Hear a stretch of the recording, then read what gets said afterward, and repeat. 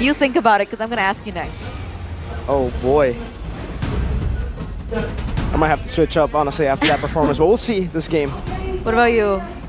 I feel like if you contextualize the question, alright? I feel like it's hard to compare both because obviously RRQ overall together has been on a slump and Onic is on an upwards trend. Fair. At worst, I would say equal. I would concede equal for now. Okay, What color is your 3P, right? That's probably what CW is saying.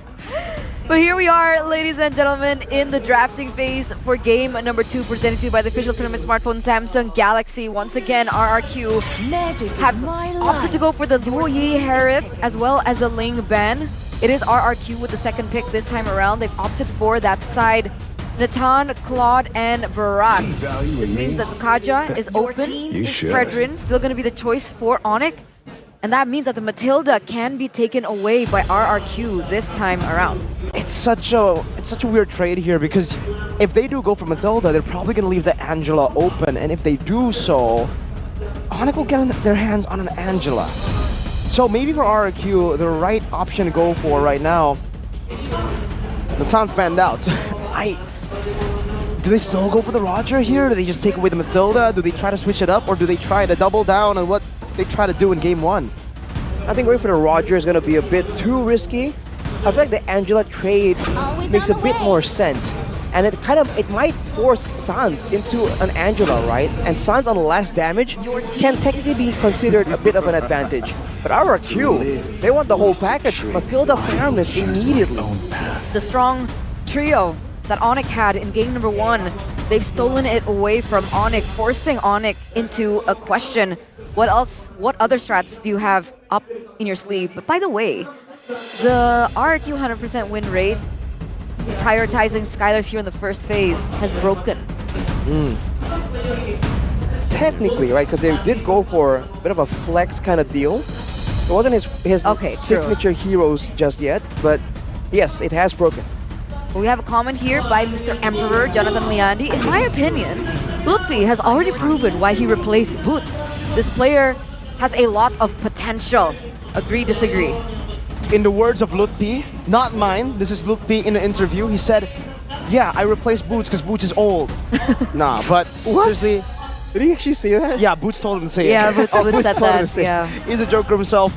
I think, yeah, Lutfi has shown why he is starting for Onic. The potential is definitely very, very high as a newcomer. This is his first season, dude. That's And true. he's playing with an all-star lineup, and so far he's been able to match what the team needs him to match. Filling in roles, even going for, when he gets the Arla too, carrying the game. Does depend on what kind of tools he is given. But now with the Valentina taken to match that called the Netherrealm, see, I'm reverting back to the old names because we're looking at a draft we would see a while back, man. Faramis, Matilda, Terizla. Yeah. This is such a nostalgic trip. What season is this? I'm bad with history, Mirko. What season would you put this draft in so far? I would say it's kind of a season 9. No, wait, with the Arlet. Well, all this new, relatively, right? Yeah, just ignore the Arlet. Ignore the Arlet, but like Matilda, the Faramis, Terizla. Yeah, season 10. Season 10, 3 seasons ago. It's been a while since we saw a draft like this, since we saw the Faramis and the Valentina come out so early. Now, Minotaur ban away for the side of RRQ, and Onic banning away the Guinevere, actually. They are expecting RRQ to go all in with the crowd control, to just get some domination in a full-blown 5v5. For it to be a full completion season 10, Yves and Barrett. And Farsa. Or Farsa. or Farsa, you're right. And technically both of these heroes have been buffed, right? Yeah. Yes. But we haven't seen the Farsa yet. Because the buff is so minor. It's like the second skill got Yes. buffed a bit. You're still so vulnerable when you use your ult especially, and you're very vulnerable. That's really about it. And now the meta isn't exactly like a pickoff meta, and that's where Farsa really shines, and so does Yves with the crowd control. But I believe it's after that, no? After that long range meta, purple meta, is where we start seeing all these sustain, not sustain, like the Netherrealm meta for a while was terrorizing the Land of Dawn. So we'll see. RRQ knowing that they're going to be clumping up together here, ban away the X-Borg. Onic are the ones banning away the Fanny, concerned about a curveball here. It is one of Irad's heroes if he wants to play those assassins. Another assassin, if you would consider this an assassin, is Joy. That's it. Joy and Fanny. Those are the two heroes that he's used that can be considered assassins. Back in the Philippines, Hayabusa Lancelot also joined in the fray, so technically those two picks are still up for grabs. Bruno pick for Skylar. This is usually the go-to when the Claude and the Natan is banned out, so there you go. Skylar with Bruno. Now, what does CW play? I was thinking something long range with a lot of damage output because, you know, that seems to be what's going on right here. Both wanting a gold leader with a lot of damage output. I was thinking something like an Asia, but it's a bit too vulnerable. It's gonna be a Melissa. This is a bit of a signature pick for him, isn't it, Miko? Yes, it is. If My I'm not idol mistaken, on the Melissa got banned. No, nerfed, right? Adjusted. Also Okay. adjusted. So, What was muddles. the change? the muddles. Usually you're able to just hit nothing and you will still be able to hit with the muddles. Now you need to hit something. You need to hit an entity, whether it be a minion, whatever it is. You need to target something for the muddle basic attack to go through to the enemy. So usually you would just turn off your attack assist, throw your muddle, and hit air, and still be hitting their opponents. So now you need something else to hit while you put the muddles. Will that affect her range? It will affect the way that you play Melissa, but she's still very, very good. The only thing that so this is the fun fact when we're talking about the Melissa here. You can actually cancel the penalty zone from Terizla if the Terizla doesn't position his penalty zone properly. If the penalty zone overlaps the go away, the penalty zone will be cancelled. But if the penalty zone is used right outside of the go away, then it will still hit the Melissa. So there are ways to counter the Terizla for the Melissa. That's going to be mainly a big difference in the laning phase as well. And so far, that seems to be what really matters right here. The laning phase is so critical in deciding the landscape of this game. And with this being so dangerous, potentially being the last game of the match as well, I think RRQ definitely have an ace up their sleeve with the jungle Direbath right here. All the sustain, and now a lot of fighting power for the first few turtles. Let's see if this actually plays out well in their favor. That's a debut pick for Irad in MPL ID Season 13, that Diroth in the jungle. But the fate of the kingdom hangs in the balance. The fate of the kings of kings are grappling at straws as they look to get a victory, to force a game number 3 if they still want their playoff run to come alive. So much pressure on the hands of RRQ right now. Let's see what they can do in game number 2 of this best of 3 series. We haven't seen this Direct jungle in a long time with a concussive blast as well, by the way. Trying to get even more clear available. And on the side, Clay also with the Faramis, he's going for the lethal ignition, so you have to watch out for that extra bit of damage. And for Onic, it's just all quantum charges, man. They want to go fast, they gotta go fast. And finally, CW, knowing that's gonna be an even tougher lane against potentially the Mathilda as well, goes for the tenacity for an extra bit of staying power, whereas Kyrie stays with the same build. Bit more damage, a bit more sustain. It's like a good balance between both, but he will suffer when it comes to the wave clear. So we'll see if Irad can take advantage of that. In game number 1, it didn't seem like it was too much of a problem. But with the Diroth in the jungle, is there an effect? I mean, we do see that Irad is a little bit ahead of Kyrie. He's still level 3, almost at level 4. Meanwhile, Irad has reached that level 4 point. But he just has a difference in the clear speed, in the threat for the burst, especially in the gold lane.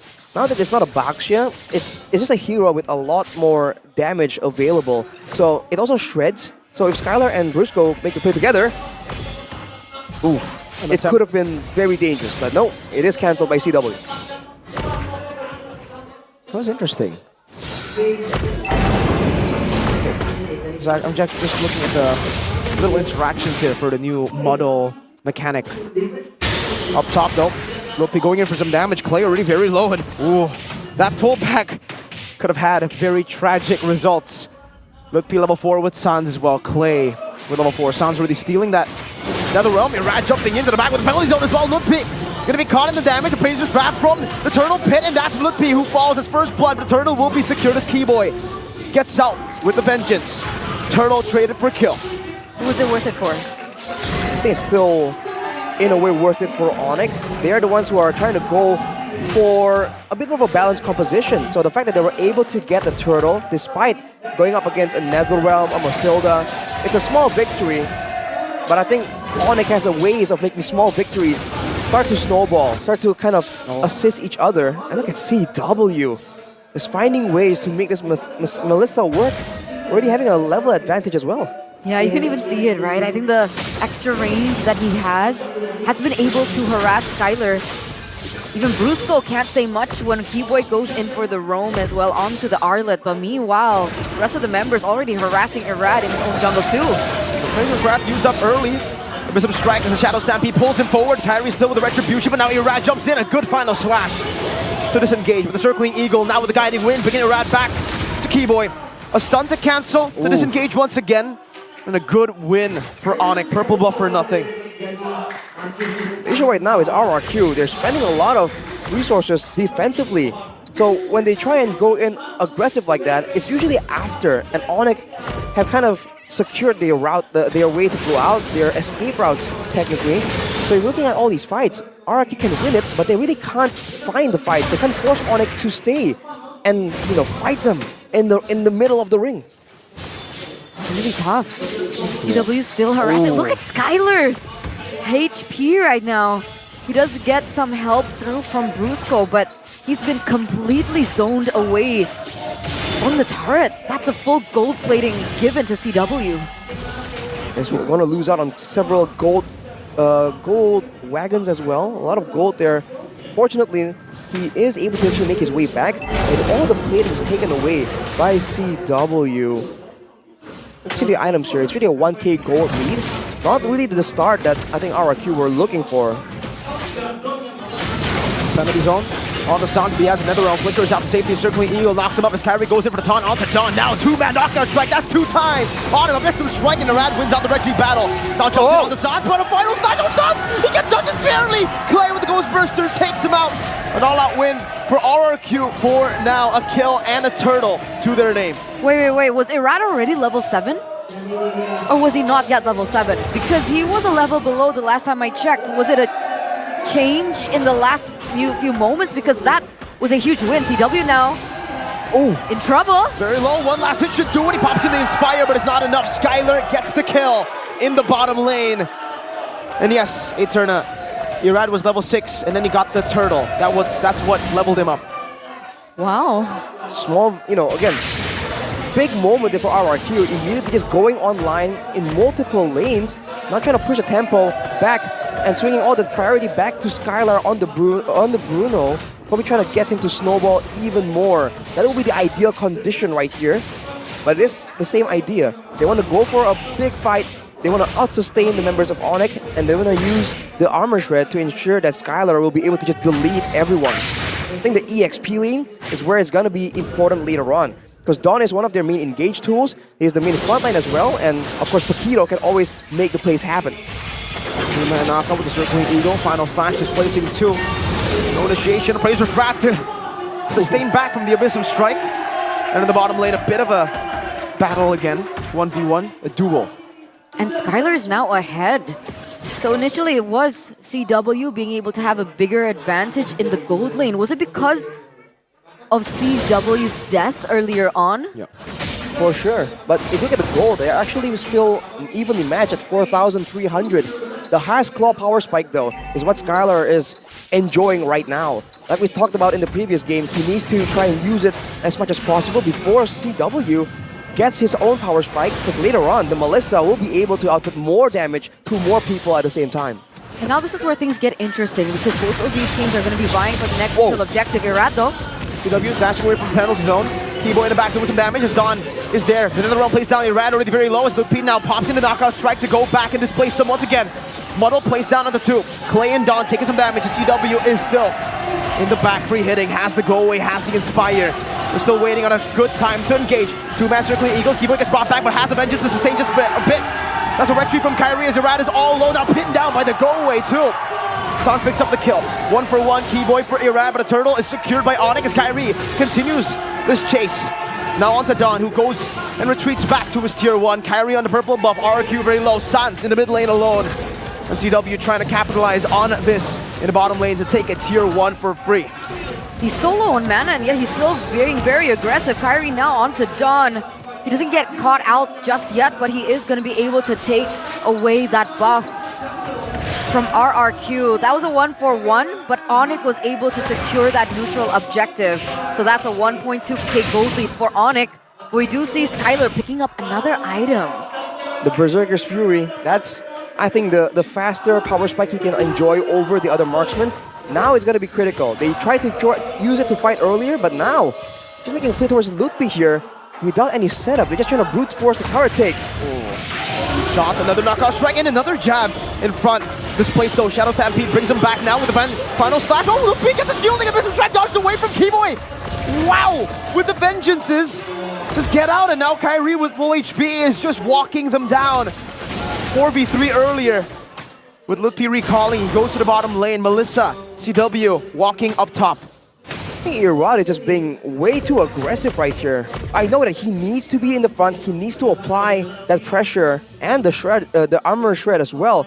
But man, he's always in the front, and in the previous turtle fight, he actually lost his life in exchange for Keyboy due to how he was positioning in the turtle dance, technically. So I think RRQ needs to try and make sure that he falls later on, because he still has a lot more to do in the middle of these fights as Onic pushed through. And now they're trying to widen the gold gap by going for all these objectives, while RRQ need to stick together to try and look for these big fights. By the way, with Melissa, we haven't seen her in so long, but what's her power spike? What's her item power spike? What items are we waiting for? What should RRQ be wary of? The item you saw. That's the it? Power spike. That's it. He has 3 items. She has 3 items already now. And now... Uh-oh. Play. Use another realm. That's a taunt from Kyrie as well.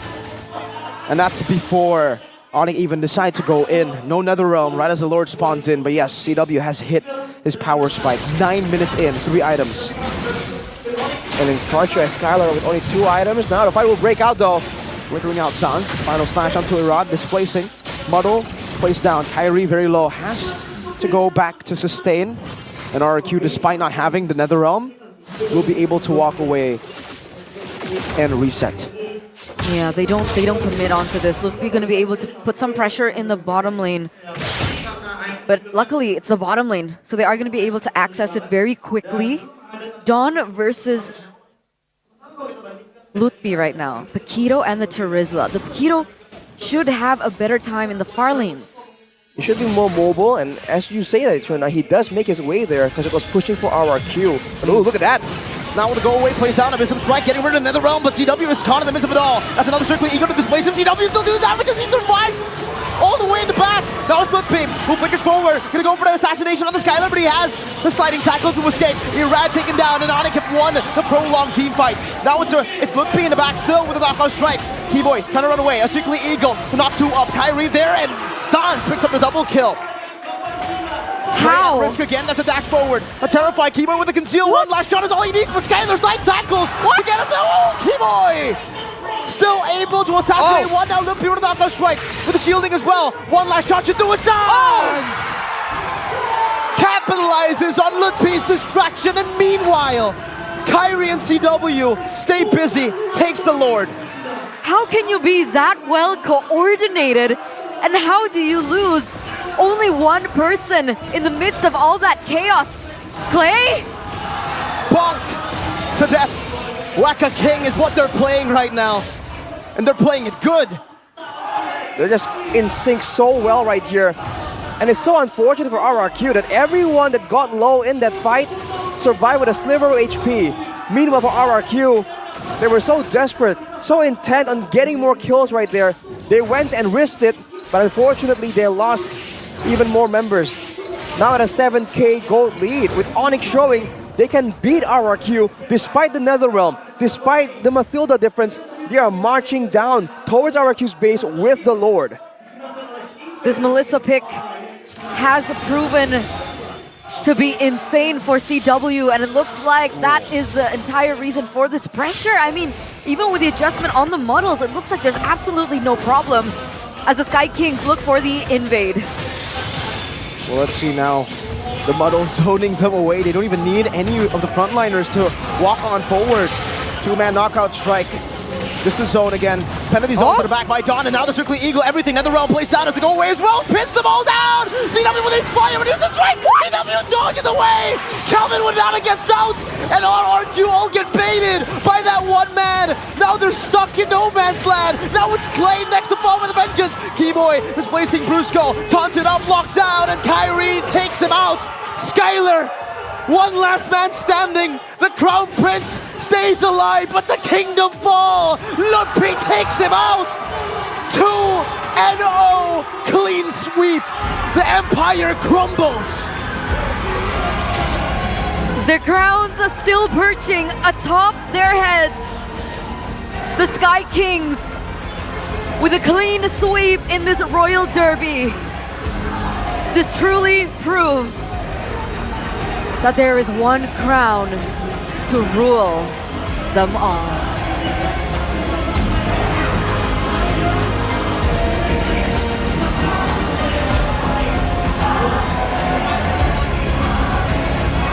The thrill and the agony, man.